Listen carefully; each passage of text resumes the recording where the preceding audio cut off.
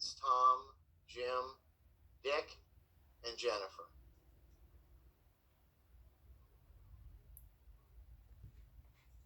When he had finished praying, Jesus left with his disciples and crossed the Kidron Valley.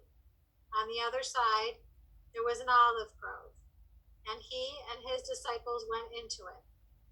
Now Judas, who betrayed him, knew the place because Jesus had often met there with his disciples. So Judas came to the grove, guiding a detachment of soldiers and some officials from the chief priests and Pharisees. They were carrying torches, lanterns, and weapons. Jesus, knowing all that was going to happen to him, went out and asked them, "Who is it you want?" Jesus of Nazareth. "I am he." And Judas the traitor was standing there with them.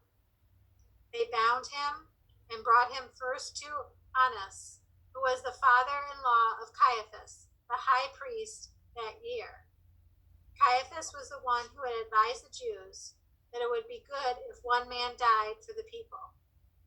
Meanwhile, the high priest questioned Jesus about his disciples and his teaching. "I have spoken openly to the world.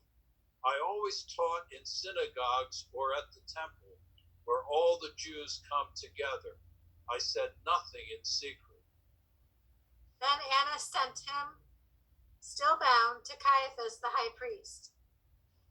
Then the Jews led Jesus from Caiaphas to the palace of the Roman governor.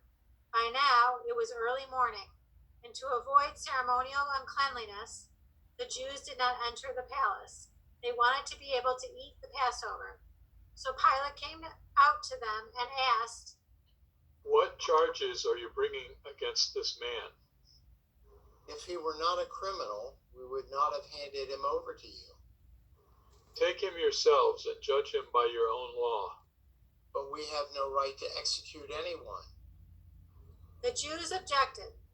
This happened so that the words Jesus had spoken, indicating the kind of death he was going to die, would be fulfilled. Pilate then went back inside the palace, summoned Jesus, and asked him, "Are you the king of the Jews?" "Is that your own idea, or did others talk to you about me?" "Am I a Jew? It was your people and your chief priests who handed you over to me. What is it you have done?" "My kingdom is not of this world. If it were, my servants would fight to prevent any arrest by the Jews. But now my kingdom is from another place." "You are a king, then?" "You are right in saying I am a king. In fact, for this reason I was born, and for this I came into the world, to testify to the truth. Everyone on the side of truth listens to me." "What is truth?"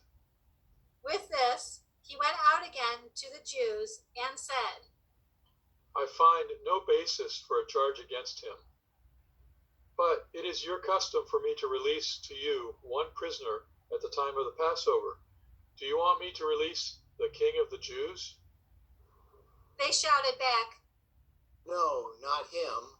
Give us Barabbas.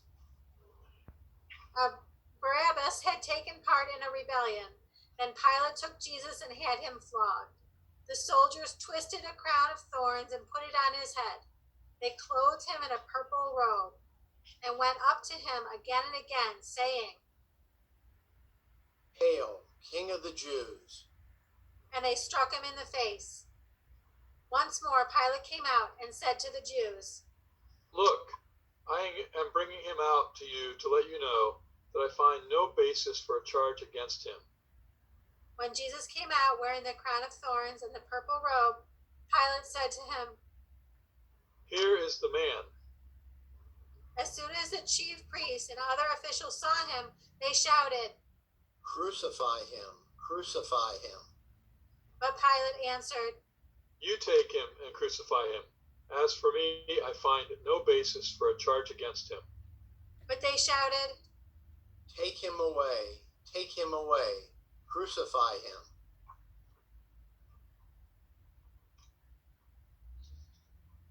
The chief priests answered, "We have no king but Caesar." Finally, Pilate handed him over to them to be crucified. So the soldiers took charge of Jesus, carrying his own cross. He went out to the place of the skull, which in Aramaic is called Golgotha. Here they crucified him, and with him 2 others, one on each side, and Jesus in the middle. Pilate had noticed prepared and fastened to the cross. It read, "Jesus of Nazareth, the King of the Jews." When the soldiers crucified Jesus, they took his clothes, divided them into 4 shares, one for each of them, with the undergarment remaining. This garment was seamless, woven in one piece from top to bottom. "Let's not tear it. They said to one another. Let's decide by lot who gets it." This happened that the scripture might be fulfilled, which said, "They divided my garments among them and cast lots for my clothing." So this is what the soldiers did. Near the cross of Jesus stood his mother's sister, Mary, the wife of Clopas, and Mary Magdalene. When Jesus saw his mother there, and the disciple whom he loved standing nearby, he said to his mother, "Dear woman, here is your son. and to the disciple, Here is your mother." From that time on, this disciple took her into his home. Later, knowing that all was now completed, and so that scripture would be fulfilled, Jesus said, "I am thirsty."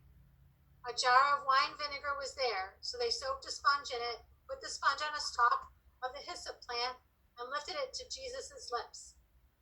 When he had received the drink, Jesus said, "It is finished." With that, he bowed his head and gave up his spirit.